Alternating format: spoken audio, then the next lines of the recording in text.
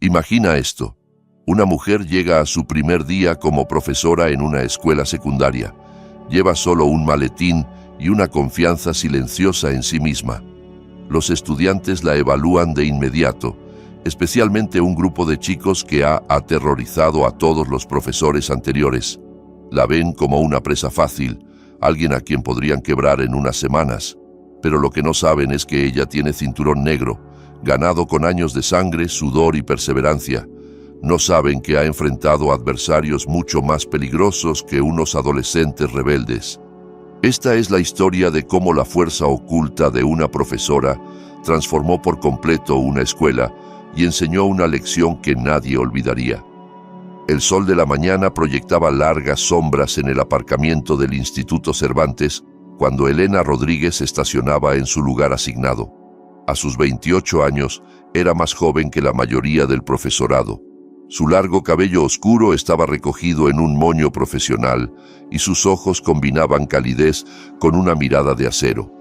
Vestía un traje pantalón azul marino, perfectamente planchado, y unos cómodos tacones que marcaban el ritmo decidido de sus pasos hacia la entrada principal.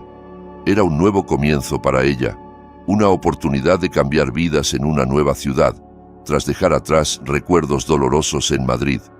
El Instituto Cervantes estaba en el corazón de un suburbio de Barcelona. Era un campus amplio con más de 2000 alumnos de distintos orígenes sociales. A pesar de su reputación por excelencia académica, bajo la superficie brillosa se ocultaban problemas que ni las mejores estadísticas podían disimular. El acoso escolar se había arraigado, especialmente entre los alumnos de último curso, donde un grupo de deportistas gobernaba con intimidación y miedo. A Elena la habían contratado para impartir lengua y literatura a los alumnos de cuarto, reemplazando a un docente experimentado que se había jubilado anticipadamente, tras lo que el director llamó delicadamente problemas de disciplina.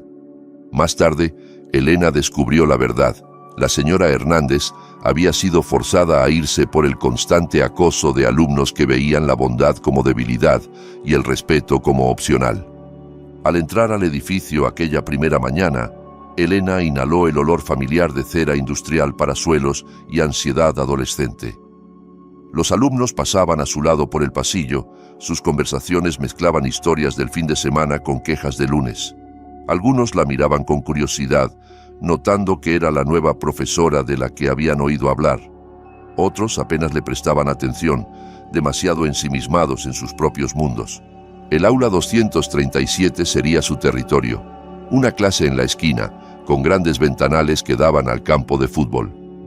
Elena llegó temprano para organizar el espacio, colgó citas inspiradoras en las paredes y ordenó meticulosamente su escritorio.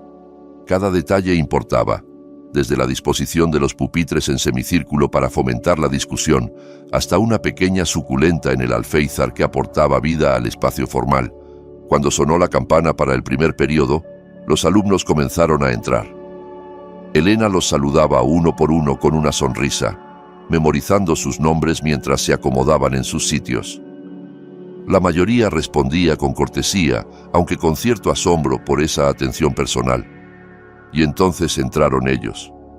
El primero fue Álvaro Méndez, 1,88 m de arrogancia deportiva, envuelta en una chaqueta del equipo de baloncesto del instituto. Su pelo rubio estaba peinado al milímetro y sus ojos azules recorrían la clase con la mirada depredadora de quien se siente dueño del lugar. Detrás de él venían sus inseparables, Bruno Torres, corpulento y agresivo, siempre con una sonrisa burlona, y Raúl Chen, más callado, pero igual de implicado en su pequeña tiranía. Los tres eran amigos desde secundaria, unidos por el deporte y el placer de humillar a los demás. Álvaro era el líder, con buena apariencia, padres adinerados y suficiente carisma para salir airoso de casi cualquier situación. Bruno imponía con su tamaño, usando su presencia como arma. Raúl era el estratega, lo bastante inteligente para mantener sus calificaciones altas mientras planeaba bromas que rozaban la malicia. Se sentaron al fondo de la clase sin responder al saludo de Elena. Ya murmuraban y reían sobre algo en el móvil de Álvaro. Ella se dio cuenta, pero no reaccionó. prefirió comenzar la clase con calma. Buenos días a todos. Soy la profesora Rodríguez y este año les enseñaré lengua y literatura. Antes de hablar del programa, quiero que sepan que esta aula es un espacio seguro para todos. Aquí aprenderemos, creceremos y nos expresaremos libremente a través de la lectura y la escritura. Álvaro bufó lo suficientemente fuerte para que todos lo oyeran. ¿Espacio seguro? ¿Esto qué es, parvulario? Algunos alumnos rieron nerviosamente. Otros se removieron incómodos. El rostro de Elena no cambió, pero tomó nota mental de esta primera prueba de autoridad. Entiendo que esa expresión puede sonar trillada, dijo mirando su lista de nombres. Pero significa que todos aquí deben sentirse cómodos para compartir ideas sin miedo a burlas o juicios, incluyéndote a ti. Bruno se inclinó hacia Álvaro y murmuró: «Ya se sabe tu nombre, tío. Esta sí que es aplicada». Elena continuó con su presentación, explicando sus expectativas para el año y su pasión por la literatura. Habló de cómo los libros nos transportan a otros mundos, nos ayudan a entender otras realidades y a veces nos cambian la vida. La mayoría de la clase parecía interesada, pero los tres del fondo fingían desinterés. Álvaro incluso se puso los auriculares, hasta que Elena, sin alzar la voz, le pidió que se los quitara. Ese primer día marcó el tono de lo que vendría. Elena enseñaba con entusiasmo y paciencia, buscando implicar a cada alumno, mientras Álvaro, Bruno y Raúl probaban sus límites. Empezaron con pequeñas faltas. Hablaban en clase, hacían chistes inoportunos, entregaban trabajos tarde con excusas elaboradas. Elena afrontaba cada caso con profesionalidad, sin perder la calma, pero manteniendo firmes sus normas. Lo que los chicos no sabían era que Elena llevaba 15 años entrenando taekwondo y había conseguido su tercer dan de cinturón negro poco antes de mudarse a Barcelona. Esa disciplina le había salvado la vida, en muchos sentidos. Creció en el barrio de Vallecas, uno de los más duros de Madrid. De niña era pequeña, callada y objetivo fácil para los abusones. Sus padres, que trabajaban sin descanso, reunieron el dinero para pagarle clases de artes marciales tras verla llegar a casa con un ojo morado en sexto de primaria. Su maestro, el señor Kim, no era solo un instructor. Fue un mentor que le enseñó que la verdadera fuerza no está en hacer daño, sino en controlarse. Años de entrenamiento le enseñaron a convertir el miedo en concentración, la rabia en determinación. Compitió a nivel nacional, ganó medallas y respeto. Pero lo más importante, encontró su centro interior. Los entrenamientos eran duros. Horas de repeticiones hasta el agotamiento, combates que dejaban moretones y cansancio profundo, ejercicios de flexibilidad que llevaban el cuerpo al límite. Pero lo más difícil era la preparación mental, mantener la calma bajo presión, leer la intención del oponente antes de que se mueva, saber cuándo luchar y cuándo ceder. Todo eso ahora le servía en el aula. Cuando Álvaro interrumpía con comentarios provocadores, ella reconducía el debate con preguntas que lo obligaban a pensar. Cuando Bruno lanzaba amenazas sutiles sobre lo que podía pasarle a un profesor que ponía demasiada tarea, ella sonreía y asignaba un ensayo sobre las consecuencias en Macbeth. Cuando Raúl entregaba trabajos copiados, ella se los devolvía en silencio con una nota. Reescríbelo honestamente antes de que tenga que informar sobre esto. Los chicos se frustraban, pero las lecciones acababan de comenzar. Los anteriores profesores habían optado por ignorarlos para evitar enfrentamientos o habían intentado competir por el control del aula y habían perdido. Elena hizo algo diferente. Les trataba con el mismo respeto y exigencia que al resto de sus alumnos, sin ceder a provocaciones y sin rebajar sus estándares. Hacia la tercera semana de clases, los tres decidieron escalar la situación. Las bromas se volvieron más elaboradas y destructivas. Pegaron con pegamento fuerte los cajones de su escritorio, lo que obligó al personal de mantenimiento a dedicar todo un día a repararlos. Crearon una cuenta falsa en redes sociales con su nombre, publicando contenido comprometedor hasta que Elena lo descubrió y la eliminó. Difundieron rumores sobre su vida personal, inventando historias sobre por qué una mujer joven había llegado sola a Barcelona. Elena documentaba todo. Iba armando un expediente con cada incidente, pero mantenía la calma frente a la clase. Sabía por experiencia que los abusadores se alimentan de la reacción y se negaba a darles ese gusto. En lugar de eso, centraba su atención en los alumnos que sí querían aprender, y eran muchos. Sofía, una chica tímida, floreció cuando Elena la animó a escribir poesía. David, un alumno con dificultades lectoras, comenzó a quedarse después de clase para recibir apoyo adicional y progresó notablemente. María, una inmigrante reciente, encontraba consuelo en las historias de personajes que, como ella, trataban de adaptarse a una nueva cultura.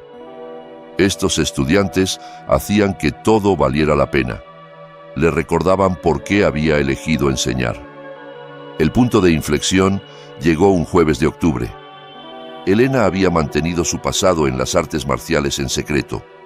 No lo veía necesario. Pero ese día, Álvaro cruzó una línea que lo cambiaría todo. La clase discutía matar a un ruiseñor, explorando temas de justicia y coraje moral. Elena acababa de lanzar una pregunta provocadora. ¿Por qué es importante defender la verdad, incluso si eso implica un riesgo? Álvaro la interrumpió. «Eso es una tontería», dijo, cerrando su libro de golpe. «A nadie le importa un libro viejo. ¿Por qué no nos enseñas algo útil?» «La literatura nos ayuda a comprender la experiencia humana», respondió Elena con calma. «Los temas de esta novela siguen siendo tan relevantes hoy como lo fueron entonces». ¿Alguien puede dar un ejemplo actual de prejuicio o injusticia? Sofía levantó la mano con timidez, pero Álvaro habló por encima de ella. ¿Un ejemplo de injusticia? Tener que aguantar esta clase aburrida con una profesora que seguramente no consiguió un trabajo de verdad. El silencio se apoderó de la sala. Algunos alumnos estaban escandalizados, otros observaban expectantes. Bruno sonrió con malicia, mientras Raúl parecía incómodo. Elena respiró hondo, concentrándose como le había enseñado el maestro Kim. «Álvaro, ese comentario es inapropiado y una falta de respeto. Quédate después de clase. Necesitamos hablar». «¿Y si no quiero?», replicó, poniéndose en pie y usando su altura para intimidarla. «¿Vas a ponerme un parte? ¿Vas a llamar a mis padres? Ellos simplemente harán otra donación al instituto y no pasará nada.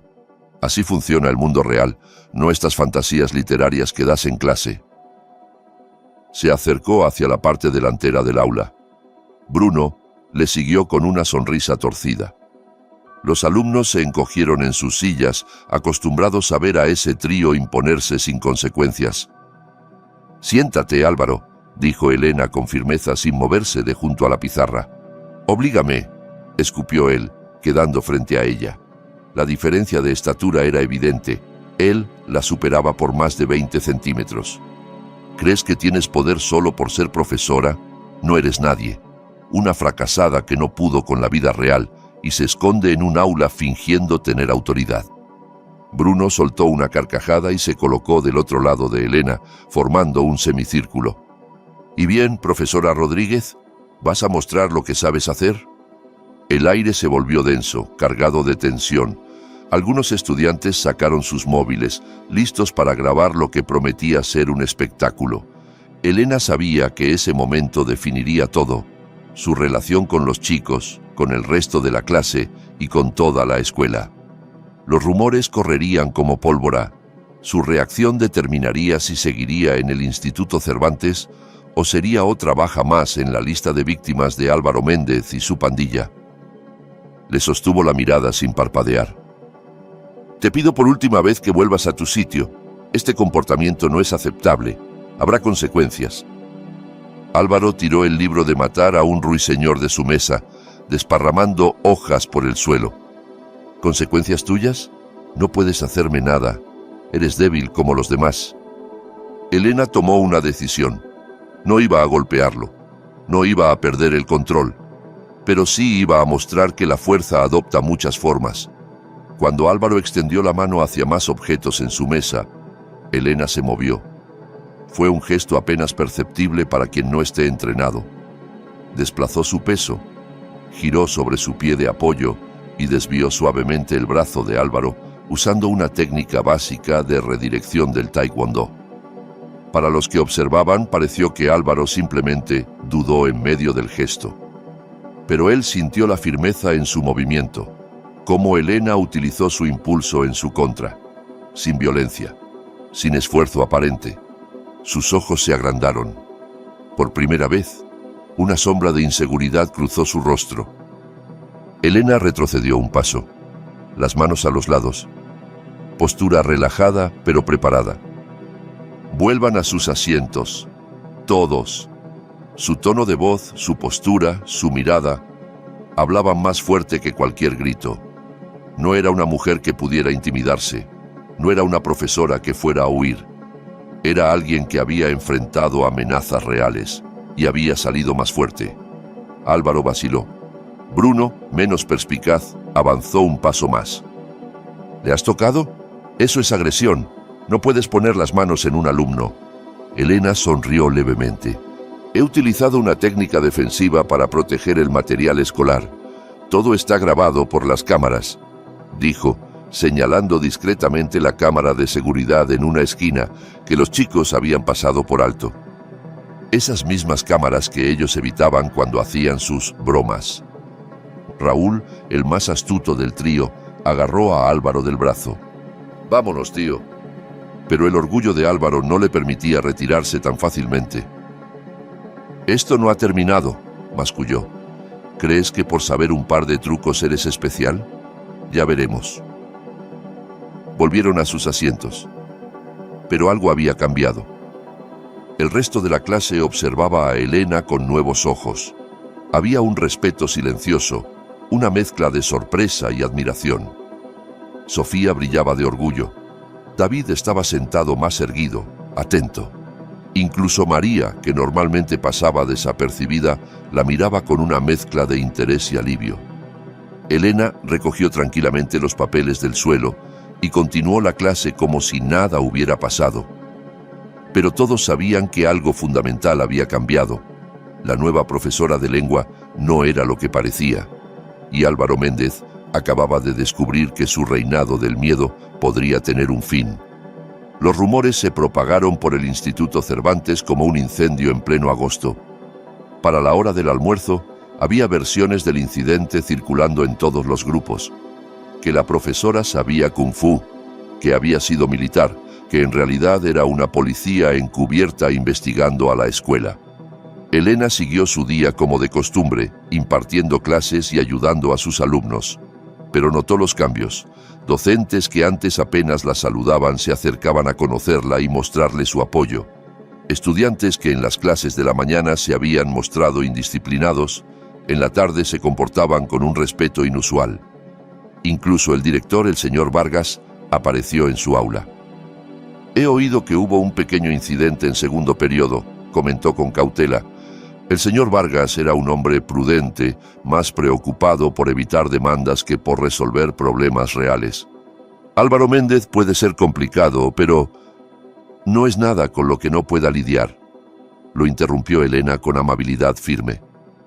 Aunque creo que una charla sobre el comportamiento adecuado en clase sería oportuna. El director se removió en su sitio, incómodo. Verás, su familia está muy vinculada con los donantes del colegio. ¿Me entiendes? Con respeto, señor Vargas, dijo Elena, mirándolo fijamente. Permitir que los alumnos intimiden y falten el respeto a los docentes es precisamente lo que ha generado esta cultura de impunidad. No estoy pidiendo un trato especial, solo apoyo para mantener la disciplina básica. El director no respondió. Se marchó sin promesas. Elena sabía que estaba sola, pero no era la primera vez que lo estaba, y había sobrevivido a cosas mucho peores que adolescentes mimados. Los días siguientes estuvieron llenos de tensión, pero también de calma. Álvaro, Bruno y Raúl seguían asistiendo a clase, entregaban sus trabajos pero no participaban. No había provocaciones abiertas, pero Elena podía sentir sus miradas. Sabía que estaban tramando algo. Les había arrebatado su sentido de poder y no iban a dejarlo pasar. Mientras tanto, sus otros alumnos prosperaban, liberados del miedo constante. Participaban con más entusiasmo, se implicaban en las lecturas, los debates eran más profundos. Aquellos que antes no se atrevían a hablar comenzaban a levantar la mano. Elena introdujo proyectos creativos que conectaban la literatura con la vida personal de los estudiantes y la respuesta fue extraordinaria. También empezó a quedarse después de clase para ofrecer apoyo extra. Pronto se corrió la voz. El aula de la profesora Rodríguez era un refugio, un espacio donde uno podía aprender, compartir o simplemente estar, sin temor a ser juzgado o acosado. Una pequeña pero creciente comunidad de alumnos comenzó a reunirse allí de forma habitual. Entre ellos estaba Jessica Pérez, estudiante de primero de bachillerato, una de las víctimas preferidas de Álvaro. Creativa y con sobrepeso, había soportado años de burlas crueles, bromas con sus libros y materiales artísticos destrozados.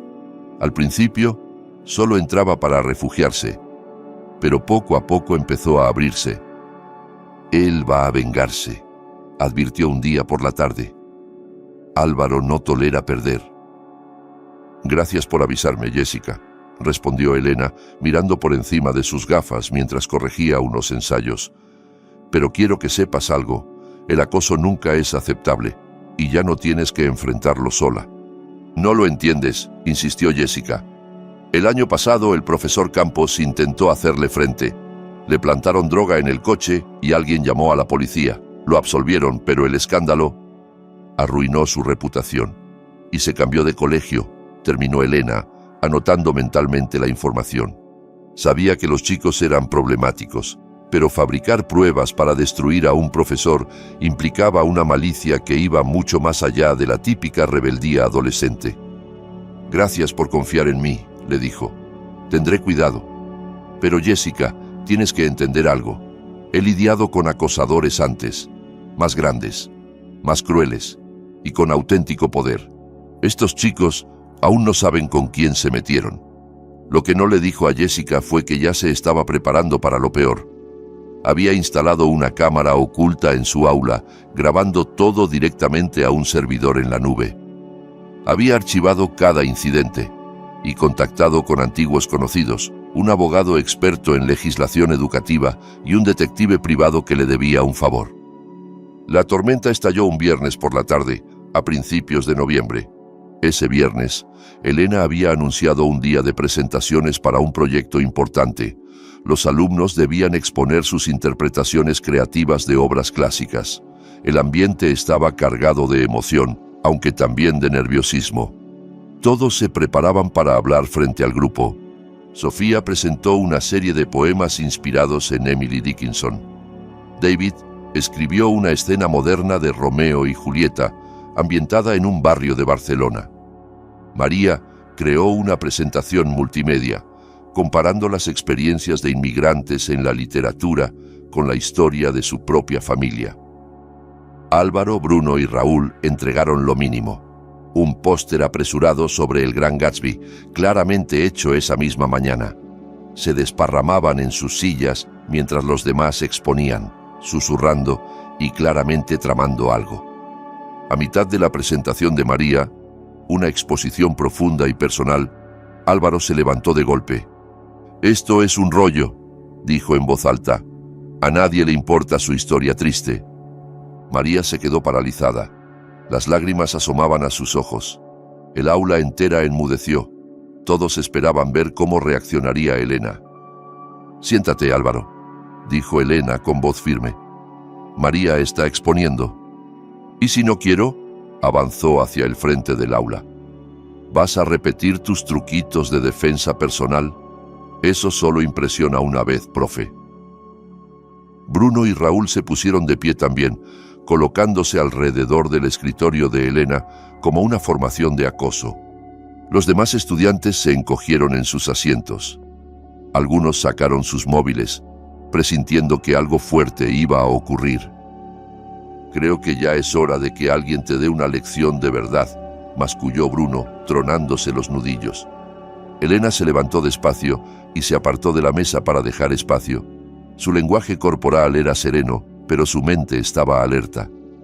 Reconocía el patrón: 3 deportistas intentando intimidar a una mujer más pequeña, confiando en su número y fuerza. La única lección de hoy será una de literatura, respondió con calma. Volved a vuestros sitios inmediatamente. Álvaro soltó una risa burlona. Haznos volver tú. Vamos, demuestra esos movimientos que según tú te hacen especial. Avanzó, extendiendo una mano como si fuese a empujarla. Esta vez, Elena no se contuvo. Se movió con la fluidez de quien ha entrenado años. Esquivó la mano de Álvaro, agarró su muñeca y usó una técnica de control clásica del taekwondo para guiar su impulso más allá de ella. Desde fuera, pareció que simplemente tropezó. Se tambaleó, apoyándose torpemente en una mesa. Bruno embistió con fuerza. Elena giró en una postura defensiva pulida por años de competición y redirigió su impulso con un leve empujón, enviándolo de cara contra la pizarra magnética. Las palabras de poesía imantada salieron volando como confeti. Raúl, viendo a sus amigos humillados, cometió el error de intentar agarrarla por la espalda. Pero Elena sintió su aproximación, bajó su centro de gravedad y realizó una técnica de liberación sencilla, dejándolo con las manos en el aire mientras ella se alejaba sin esfuerzo. Toda la escena duró menos de 10 segundos. Elena no dio ni un solo golpe, no hirió a nadie, pero demostró control total. Los 3 chicos jadeaban, más heridos en su orgullo que en su cuerpo. «Esto es agresión», farfulló Álvaro, rojo de vergüenza y furia. «No tienes derecho a tocarnos».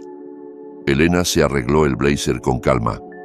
«He utilizado técnicas defensivas mínimas para protegerme y proteger a mis alumnos de una amenaza física directa. Todo ha quedado grabado por varias cámaras, incluidas las de seguridad del colegio, y algunos teléfonos, sin duda». Los chicos miraron a su alrededor. Varios estudiantes los grababan. Ninguno de ellos mostraba simpatía. Muchos habían sido víctimas de su acoso durante años. «Esto no se queda así», escupió Álvaro. «Mi padre va a conseguir que te despidan. Estás acabada en esta ciudad». «Puede intentarlo», respondió Elena, sin inmutarse. «Pero tal vez quiera ver las grabaciones antes, y también la documentación que he recopilado sobre vuestras amenazas, acoso y bromas pesadas. Me parece que lo que hicisteis el año pasado con el profesor Campos podría interesar especialmente a las autoridades». Álvaro palideció. «No puedes probar nada, ¿verdad?». Elena sonrió apenas. «Te sorprendería saber lo que la gente está dispuesta a contar, cuando deja de tener miedo. Ahora tienes 2 opciones: sentarte y permitir que María termine su exposición, o salir de mi aula y no volver hasta que estés listo para comportarte como un ser humano civilizado». El silencio se tensó como una cuerda, y entonces Jessica se levantó desde el fondo de la clase. «Yo tengo pruebas», dijo con voz baja pero firme, «sobre lo del profesor Campos». Otro alumno, Marcos, se levantó también. «Yo tengo capturas de pantalla del grupo de chat donde planeaban sus bromas». Uno por uno, los alumnos se pusieron en pie, con sus móviles en alto, listos para testificar, para aportar pruebas, para hablar por fin. Fue un momento de valentía colectiva, inspirado por una profesora que se negó a rendirse ante el miedo. Álvaro miró frenéticamente a su alrededor, comprendiendo que su poder se había evaporado en segundos. El terror que cultivó durante años se convirtió en desafío. Sin decir palabra, salió corriendo del aula. Bruno y Raúl lo siguieron.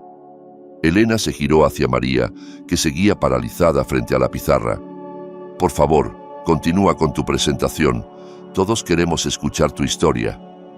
María retomó, con voz temblorosa al principio, pero que se fue afirmando con cada palabra. Y en esa sala, por primera vez en mucho tiempo, se respiró respeto, seguridad y posibilidad. Las consecuencias no tardaron en llegar. El padre de Álvaro, Ricardo Méndez, apareció en la escuela menos de 1 hora después del incidente, exigiendo una reunión con el director y amenazando con acciones legales. Ricardo era un empresario poderoso, acostumbrado a conseguir lo que quería mediante presión e influencia.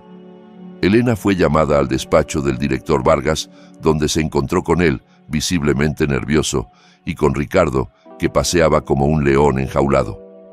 «Esa profesora agredió a mi hijo», exclamó Ricardo. «Mírala, tiene la mitad de su tamaño. Álvaro asegura que ella lo atacó sin provocación». Elena se sentó con calma, colocó una carpeta sobre la mesa y la abrió. «Señor Méndez, tengo documentación detallada del comportamiento de su hijo en los últimos 2 meses, incluyendo el incidente de hoy. Además, hay grabaciones desde varios ángulos que muestran que solo utilicé técnicas defensivas». «¡Mentira!», gritó Ricardo. «Mi hijo nunca haría eso». «Su hijo se jactó de haberle plantado drogas al profesor Campos el año pasado», intervino Elena. «Varios estudiantes tienen pruebas. Su hijo ha estado aterrorizando esta escuela, y eso termina ahora». El rostro de Ricardo se tornó de un rojo intenso. «No puedes probar nada. Haré que te despidan. No volverás a dar clase nunca más». Elena se levantó. Su presencia llenaba el despacho, a pesar de su estatura. «Señor Méndez, he enseñado en institutos del sur de Madrid, donde intentaban reclutar a los alumnos para bandas delante de mi aula. Me han enfrentado con drogadictos armados con cuchillos, con padres que creían que la violencia era la única forma de comunicación. Su hijo es un acosador, pero comparado con lo que yo he enfrentado, es un aficionado. Puede intentar destruir mi carrera, pero tengo pruebas, testigos y la ley de mi parte. O acepta que su hijo necesita consecuencias y ayuda, o se expone a un proceso judicial y mediático que sacará a la luz todo esto». El silencio cayó como una losa. El director Vargas parecía querer desaparecer en su silla. Ricardo Méndez miró a Elena con una mezcla de rabia y desconcierto, quizá por primera vez viendo a la mujer frente a él tal como era, inquebrantable. «¿Qué es lo que quieres?», preguntó finalmente. «Justicia», respondió Elena. «Su hijo y sus amigos recibirán una sanción disciplinaria proporcional. Pedirán disculpas a cada alumno y profesor al que hayan perjudicado. Harán trabajos comunitarios y asistirán a sesiones de control de la ira. Si se comprometen a eso, no iniciaré acciones legales por agresión ni solicitaré una investigación sobre lo del profesor Campos». Las negociaciones duraron 2 horas, pero finalmente se llegó a un acuerdo. Álvaro, Bruno y Raúl fueron suspendidos por 2 semanas, obligados a realizar 100 horas de trabajo comunitario y a asistir a terapia de gestión del enfado. A su regreso, firmaron contratos de comportamiento estrictos bajo supervisión. La noticia recorrió el Instituto Cervantes como una ráfaga de viento fresco. Los alumnos que durante años vivieron en el miedo, de pronto sintieron poder.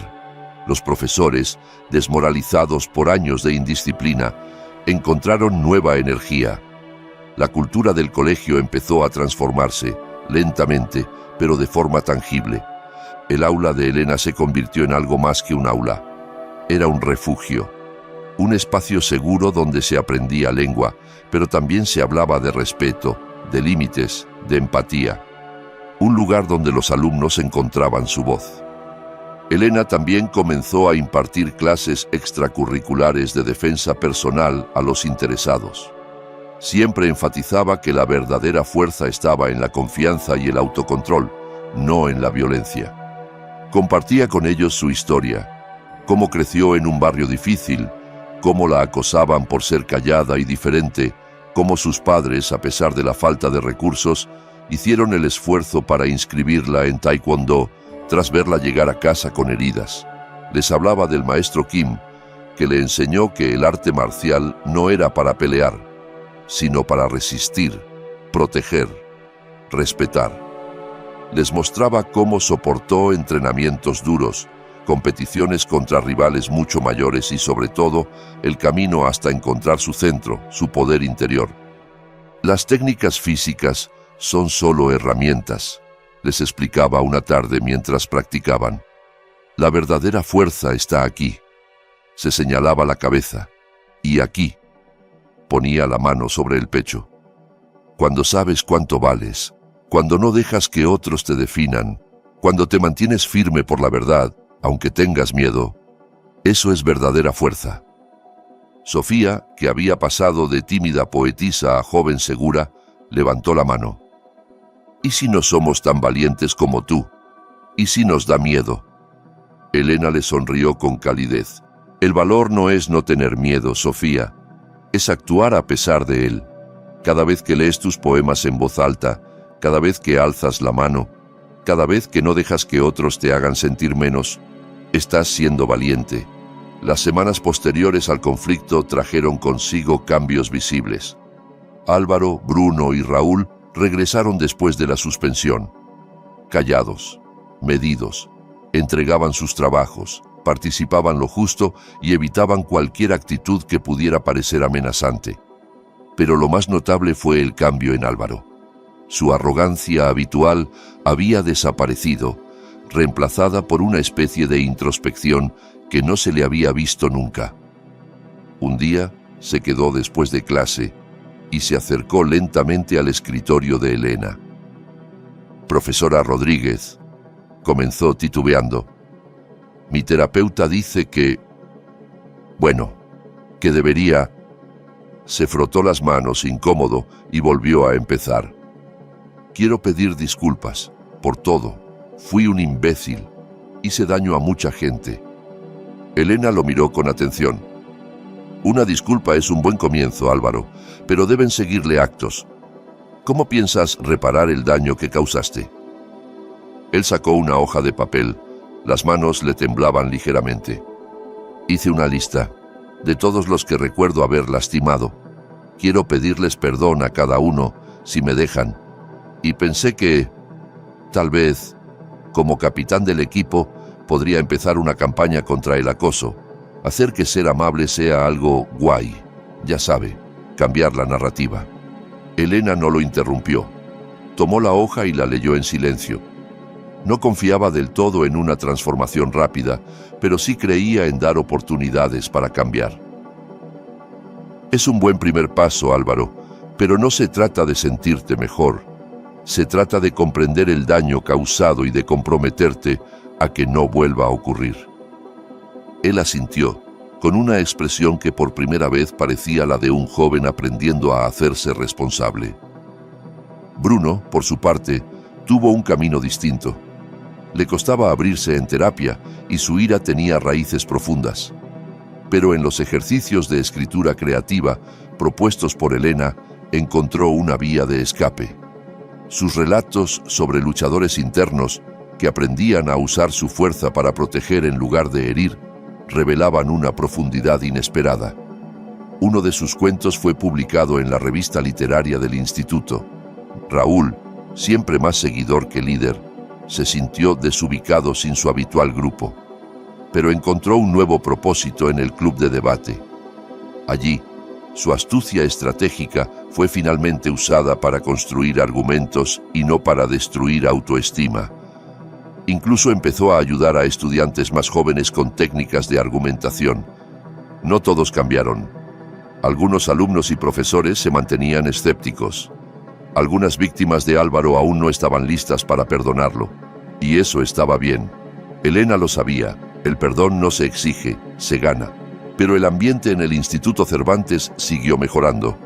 Elena introdujo técnicas innovadoras de enseñanza, integraba temas de defensa personal emocional en las lecturas literarias, trazaba paralelismos entre la fuerza física y la fortaleza moral, entre el coraje de los personajes y el valor cotidiano de decir no ante la injusticia. Su bloque dedicado a matar a un ruiseñor se volvió legendario. Los alumnos representaban escenas de valentía moral y discutían cómo ser aliados de otros en la lucha contra la discriminación. Los talleres de escritura daban lugar a textos poderosos sobre superación, trauma y esperanza. El segundo trimestre trajo nuevos desafíos y nuevas victorias. Elena fue nominada a Profesora del Año en el distrito, aunque para ella lo más importante eran las cartas de sus estudiantes contándole cómo había cambiado sus vidas. Jessica, antes víctima de Álvaro, organizó un grupo de apoyo para quienes sufrían acoso. Encontró su voz y ayudó a otros a encontrar la suya. David, que antes apenas podía leer, descubrió una pasión por las novelas gráficas y empezó a crear las suyas propias.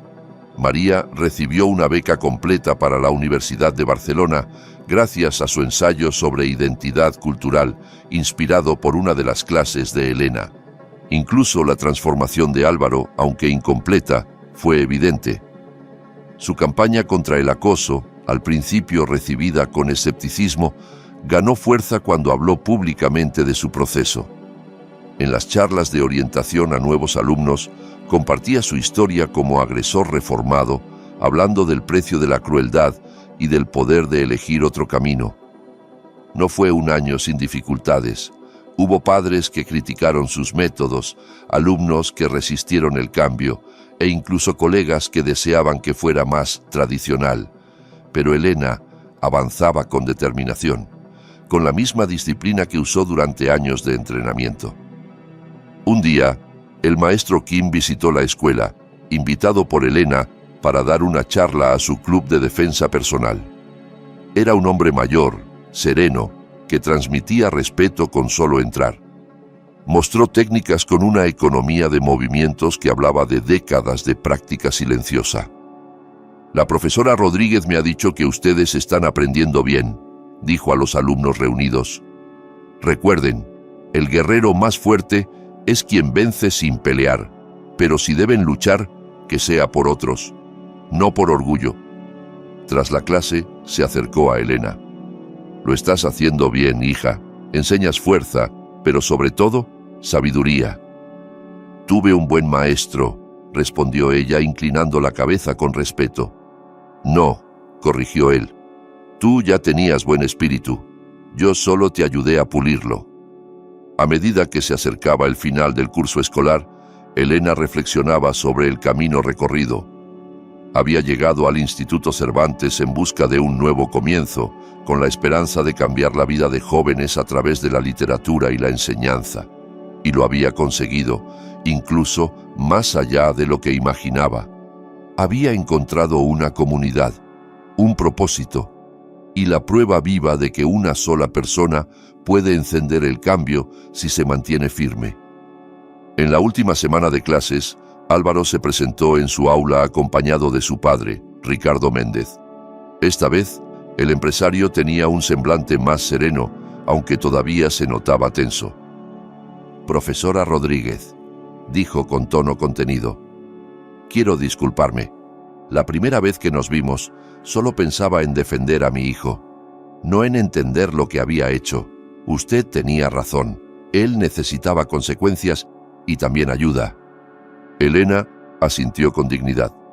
Su hijo ha mostrado un verdadero crecimiento este semestre. Eso dice mucho de ambos. Entonces, Álvaro dio un paso al frente. Traía un sobre en la mano. «Quería darle esto», dijo extendiéndoselo. Dentro había una carta de recomendación escrita por el propio Álvaro para su nominación a profesora del año. En ella detallaba cómo Elena no solo había cambiado su conducta, sino también su visión sobre la fuerza, el respeto y el liderazgo. «Sé que esto no borra lo que hice», dijo con voz baja, «pero quería que supiera que me salvó. Me salvó de convertirme en alguien horrible. Mi terapeuta dice que el camino apenas comienza, pero usted fue la primera que me mostró que podía cambiar». Después de que se marcharon, Elena permaneció sola en su aula, rodeada de citas literarias en las paredes, proyectos creativos de sus estudiantes y recuerdos de un año que parecía una vida. Abrió el cajón del escritorio y colocó la carta de Álvaro junto a otras que había recibido. Una nota de Sofía agradeciéndole por haberle enseñado a hablar en público, un dibujo de David donde aparecían leyendo juntos, una pulsera que le había regalado María como símbolo de su gratitud. Esa tarde, cuando salió del instituto, su teléfono vibró. Era un mensaje de Sofía. «Gané el concurso municipal de poesía. Gracias por enseñarme a creer en mí». Otro de David. «Estoy organizando un club de lectura para el verano. ¿Te unes?». Y uno más de María. «Me aceptaron en la universidad. Gracias por todo, profe». Elena sonrió. pensando ya en el grupo de alumnos que llegaría el próximo curso, en los nuevos desafíos y las nuevas posibilidades. Seguiría enseñando literatura, sí, pero también seguiría enseñando a tener valor, a respetar, a encontrar fuerza sin recurrir a la violencia. Durante las vacaciones, descansó y entrenó en un dojang local para mantener su forma. También realizó cursos de formación docente, buscando nuevas formas de conectar con sus estudiantes. Cuando llegó agosto y se respiraba la energía de un nuevo comienzo, Elena regresó al Instituto Cervantes. Su reputación la precedía. Los nuevos estudiantes la observaban con una mezcla de admiración y nerviosismo. Habían escuchado historias contadas por hermanos mayores y antiguos compañeros. Algunos venían buscando protección, otros deseando comprobar si las leyendas eran ciertas. Elena no se hizo esperar. En su primer discurso del año, se dirigió a la clase con su acostumbrada serenidad. Algunos habréis escuchado historias sobre lo que pasó el año pasado. Permitidme aclarar algo. Estoy aquí para enseñaros lengua y literatura, para ayudaros a descubrir el poder de las palabras y de las historias, y también para asegurarme de que este sea un espacio seguro, donde todos sean tratados con respeto. Hizo una pausa. Aquí debatiremos ideas, no personas. Aquí se argumenta con palabras, no con puños. Y aquí, sobre todo, nos ayudamos a crecer. El nuevo curso trajo consigo nuevas caras y nuevos desafíos. Álvaro, ya en su último año, se había transformado en un verdadero líder positivo. Su iniciativa contra el acoso se convirtió en un programa oficial del instituto. Incluía mentores entre alumnos mayores que intervenían ante conflictos, apoyaban a estudiantes vulnerables y promovían campañas de respeto mutuo. Ahora era un visitante frecuente del aula de Elena, no como aquel chulo del fondo, sino como un joven con propósito. A veces venía a pedir consejo, otras solo a saludar o a agradecer. Bruno descubrió en la escritura creativa una forma de canalizar su ira. Uno de sus relatos, sobre un luchador que aprendía a usar su fuerza para proteger, no para dañar, ganó el concurso literario del instituto. Raúl, con su mente estratégica, se volvió pieza clave en el club de debate. Incluso ayudaba a alumnos de cursos inferiores a encontrar su voz y argumentar con lógica y evidencia, no con intimidación. Pero también surgieron nuevos retos. Un grupo de chicas más jóvenes empezó a aplicar una forma de acoso mucho más sutil, a través de redes sociales indirectas, exclusiones y manipulación emocional. No había empujones ni insultos a gritos, solo miradas, rumores y fotos compartidas sin permiso. Elena tuvo que adaptar su enfoque. Se alió con la psicóloga escolar para organizar talleres sobre inteligencia emocional, alfabetización digital y ciberacoso. Invitaron a sobrevivientes de violencia online y a padres que habían perdido hijos por suicidios vinculados al acoso virtual. Fueron sesiones duras, incómodas, pero necesarias. Un caso especialmente complejo fue el de Emma, alumna de cuarto, cuya expareja difundió sin su consentimiento unas fotos íntimas. Emma cayó en una profunda depresión. Dejó de asistir a clase y llegó a confesar pensamientos suicidas. Elena trabajó codo a codo con el equipo psicopedagógico, los padres e incluso la policía para protegerla y ayudarla a sanar. Una tarde, entre lágrimas, Emma le dijo: «Todo el mundo dice que fue mi culpa, que debí haber sabido que no podía confiar en él, que fui estúpida». Elena le pasó un pañuelo y le tomó la mano. «Lo que te hicieron no fue culpa tuya, Emma. La única culpa es de quien traicionó tu confianza y de quienes compartieron eso sin pensar en ti. Tú no eres estúpida. Fuiste valiente por confiar y ahora lo estás siendo aún más por enfrentarlo». Emma, con apoyo, escribió un ensayo titulado «Consentimiento no es opcional». Fue publicado en el periódico escolar y causó un gran impacto. Se habló en todas las tutorías del instituto. Muchos estudiantes se acercaron a agradecerle por haber puesto en palabras lo que otros no se atrevían a decir. Mientras tanto, Elena seguía enseñando literatura como un espejo de la vida. Las tragedias de Shakespeare servían para hablar de masculinidad tóxica y del precio de la ambición desmedida. Las novelas contemporáneas para jóvenes se convertían en plataformas para discutir identidad, pertenencia y resiliencia. Los talleres de poesía se volvieron espacios seguros para hablar del miedo, la esperanza, el duelo, los sueños. Sus clases de defensa personal también evolucionaron. Ahora incluían no solo técnicas físicas, sino habilidades verbales, lectura del entorno, lenguaje corporal y estrategias de desescalada. La mejor pelea, repetía a menudo, es la que puedes evitar. Una tarde practicaban cómo moverse en la calle con seguridad, cómo mantener la distancia, cómo usar la voz con firmeza. Tu cuerpo habla antes que tus palabras, decía. La postura, la mirada, la forma de caminar, todo transmite. Los acosadores buscan vulnerabilidad. No se la entregues. El impacto de Elena se extendía más allá del aula. Otros profesores comenzaron a incluir dinámicas de crecimiento emocional en sus materias. El equipo directivo, antes reacio, adoptó protocolos más firmes para prevenir el acoso y reforzó el acompañamiento psicológico. Al final de su segundo año, Elena no solo fue nombrada oficialmente profesora del año en la comunidad autónoma, sino que fue invitada a hablar en el Congreso Nacional de Educación. Allí compartió su experiencia integrando formación del carácter con contenidos académicos. De pie ante una audiencia de cientos de docentes, habló con la misma serenidad que mostraba antes de cada combate. Habló de la fuerza emocional, de la importancia de crear aulas donde el respeto no sea una expectativa, sino una vivencia cotidiana.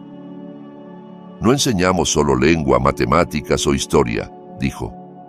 Enseñamos a ser humanos, a defendernos, a defender a otros, a elegir el valor sobre la crueldad, a encontrar nuestra voz y a usarla para bien.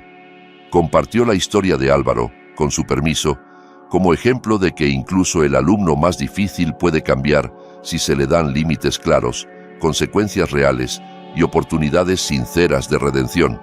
Compartió la historia de Emma, la valentía de contar su verdad, de convertir su dolor en conciencia, y habló de todas las pequeñas grandes victorias invisibles, del alumno que se atrevió a levantar la mano por primera vez, de la chica que escribió un poema sobre su ansiedad, del niño que por fin se sintió seguro para decir no. El público la aplaudió de pie. De regreso en el instituto, el fin de curso llegó con emociones encontradas. Los mayores se graduaban, entre ellos Álvaro, quien ahora planeaba estudiar psicología para trabajar con adolescentes en riesgo. «Quiero ser para otros lo que tú fuiste para mí», le dijo en la graduación. Alguien que ve el dolor detrás de la rabia, que no se rinde, ni siquiera cuando nosotros mismos lo hacemos. Jessica fue aceptada en una escuela de arte. Su portafolio estaba lleno de obras sobre transformación y resiliencia. David, que antes apenas leía, se apuntó a un curso de verano para preparar la universidad. María se convirtió en mentora de alumnos inmigrantes recién llegados, ayudándoles a encontrar su voz a través de los relatos. Cuando Elena recogía su aula para el verano, encontró pequeñas notas escondidas entre los libros, en los cajones. Mensajes de agradecimiento, disculpas, promesas. Una le impactó especialmente. Venía de Alex, un alumno silencioso al que casi no había notado. Profesora Rodríguez. Tal vez no me recuerde, yo era uno de esos chicos callados, pero observé todo, y ver cómo enfrentó a Álvaro, cómo él cambió, cómo todos encontraron su valentía, eso también me cambió a mí. Ya no tengo miedo. Gracias por mostrar que la fuerza viene en muchas formas. Incluso los callados podemos ser valientes. Elena dobló la nota con cuidado y la guardó en una caja junto a otros recuerdos. Fotos del club de defensa personal, programas de actividades, fragmentos de ensayos. Cada objeto representaba una vida tocada, un miedo vencido, una voz encontrada. Al cerrar la puerta del aula 237, pensó en su camino. Desde la niña asustada en Vallecas que aprendió taekwondo para defenderse, Hasta la mujer que ahora enseñaba a otros a no temer, había enfrentado a matones, a sistemas rotos, a la desesperanza, y había vencido, no con puños, sino con convicción. Ese verano, mientras el sol caía sobre Barcelona, Elena conducía de regreso a casa, ya soñando con el nuevo curso, con los nuevos alumnos que entrarían inseguros y saldrían fortalecidos, porque ese ciclo se repetiría, año tras año, porque su misión seguía viva: enseñar, proteger, inspirar y demostrar, con cada palabra y cada gesto, que la verdadera fuerza no destruye, sino que transforma.